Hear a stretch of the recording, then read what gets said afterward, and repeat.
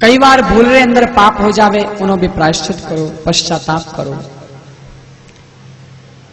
और जो लोग जान बूझन पाप कर रिया है, मैं तो कहूं ब्याने भगवान ही बचाए। जो व्यक्ति अनजान में पाप कर देवे तो भगवान भी उन्हें माफ कर दिया करे, लेकिन जो जान बूझन पाप करे, जान बूझन जीवोरी हत्या करे, जान बूझन जो कत्ल खानों रे अंदर गायों ने काटे, तो ब्याने भगवान ही बचाए। ब्याने कई हालत गई राम जी जाने। आज अपने ही इन भारत देश के अंदर, इस भारत देश के अंदर हजारों गायें कटी जा रही है, हजारों गायों की दुर्दशा हो रही है। अरे देखो तो सही, ये हमारा देश, ऋषियों का देश, ये भारत देश, हमारी यह भारतीय संस्कृति, कितना सुंदर देश, और इस देश के अंदर आज गायों की ऐसी दुर्दशा हो रही है।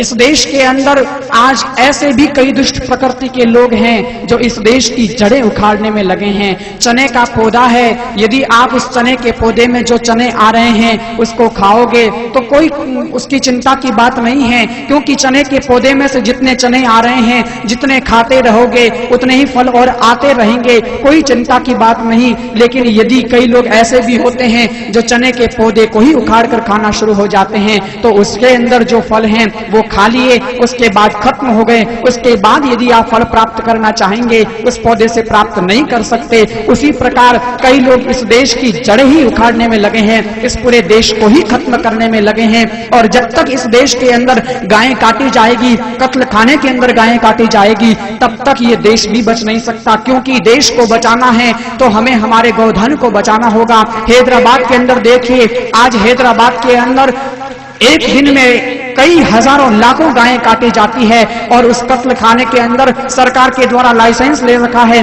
कि नकारे पशु, बूढ़े पशु यहाँ इस कत्ल खाने के अंदर काटे जाएंगे, और वहां नकारे पशु काटे जाते हैं। जब बूढ़े पशुओं की बात आती है तो हमें एक दिन हमारे बूढ़े माता पिता भी खटकेंगे। अरे बूढ़े इतने बेकार नहीं होते कि हम हमारे बूढ़े माता पिताओं का ही तिरस्कार करने लग जाएं। नहीं, अरे जो भी है पशुधन को हम यदि बचाएंगे तो ही हमारा ये देश बचेगा।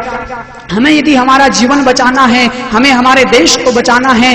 आज इस देश के अंदर पानी खत्म होता जा रहा है, और जो पानी बचा है वो भी जहर होता जा रहा है, क्योंकि जिस जगह, जिस शहर के अंदर गायें काटी जाती है, जहां कत्ल खाने हैं और हजारों की संख्या में रोज जहां गायें काटी जाती है, उस गाय की जमीन ने अभिश्राप दे दिया है कि वहां का पानी ही खारा हो जाएगा, जहर प्रदूषित पानी हो जाएगा। तो धीरे धीरे धीरे इन गायों, ये गायें कट रही है, पशुधन कट रहा है, गौधन कट रहा है, तो उसके कारण कितनी ही विकट परिस्थितियां हमें झेलनी होगी। अरे स्वामी परम पूज्य श्री राम सुखदास जी महाराज कहते थे कि जब अभी तो तुम ट्रैक्टरों से काम चलाते हो, हल करते हो और धान वगैरह प्राप्त कर लेते हो, लेकिन एक समय ऐसा भी आएगा जब डीजल खत्म हो जाएगा, पेट्रोल खत्म हो जाएगा, ये ट्रैक्टर आप देखते रहोगे, आप उसका उपयोग नहीं कर सकते हो। उस समय हमारे बैल काम आएंगे, लेकिन जब तक ये बैल यदि कट जाएंगे तो हम क्या खेती करेंगे? अरे हम क्या धान प्राप्त करेंगे? हम क्या अनाज प्राप्त करेंगे? क्या उस समय तुम पैसों को चढ़ाओगे? क्या उस समय तुम नोटों को खाओगे, उससे अपना पेट भरोगे? अरे कितना भी हो जाए, कितना भी व्यक्ति बिजनेस क्यों ना कर ले, कितना भी बड़ा व्यापारी क्यों ना बन जाए, लेकिन पेट भरने के लिए उसे भी अनाज ही खाना होगा। तो हमें हमारे बैलों को बचाना होगा, हमें हमारी गायों को बचाना होगा, इस गौधन को बचाना होगा। अरे हमने कितनी ही पीड़ा सही, हम कितने दिन गुलाम बने रह गए। अरे आज भारत स्वतंत्र होते हुए भी, स्वतंत्र होते हुए भी, आजाद होते हुए भी भारत गुलामी की ओर जा रहा है। मेकाले ने कहा था, जब भारत स्वतंत्र हुआ तो लोगों ने कहा अरे भारत तो स्वतंत्र हो गया। मेकाले ने कहा चिंता मत करो, मैं भारतवासियों को, इन लोगों को ऐसी पढ़ाई करा के जाऊंगा कि ये भारत आजाद होने के बाद में भी, स्वतंत्र होने के बाद में भी ज्यादा दिन स्वतंत्र नहीं रह पाएगा। एक न एक दिन ये गुलामी झेलेगा ही झेलेगा, गुलाम हो ही जाएगा। और वही आज हालत हमारी हो रही है। ये देश धीरे धीरे गुलामी की ओर जा रहा है। कितनी ही पीड़ा हमने सही, अरे अब तो कम से कम उस पीड़ा से मुक्त हो, कम से कम अब तो जागृति लाओ। लोग तो सरकार पर भरोसा करते हैं, लोग नेताओं पर भरोसा करते हैं। अरे ये नेता कुछ भी नहीं करने वाले हैं। नेता तो आपको 2-4 गोलियां देकर के सुलाना चाहेंगे, नशे की गोलियां देकर के सुलाना चाहेंगे, क्योंकि जब तक लोग सोते रहेंगे तब तक ही ये अपनी गद्दी पर बैठ सकते हैं, राज्य कर सकते हैं। लेकिन अब हम लोगों को आगे आना होगा। नेताओं के भरोसे बैठे रहे तो नेता तो केवल अपना स्वार्थ देखते हैं, परमार्थ की भावना इनके मन में होती ही नहीं है। भारत के नेता ही ऐसे हैं। लेकिन अब हमें कदम आगे बढ़ाने होंगे, हमें ही आगे आना होगा।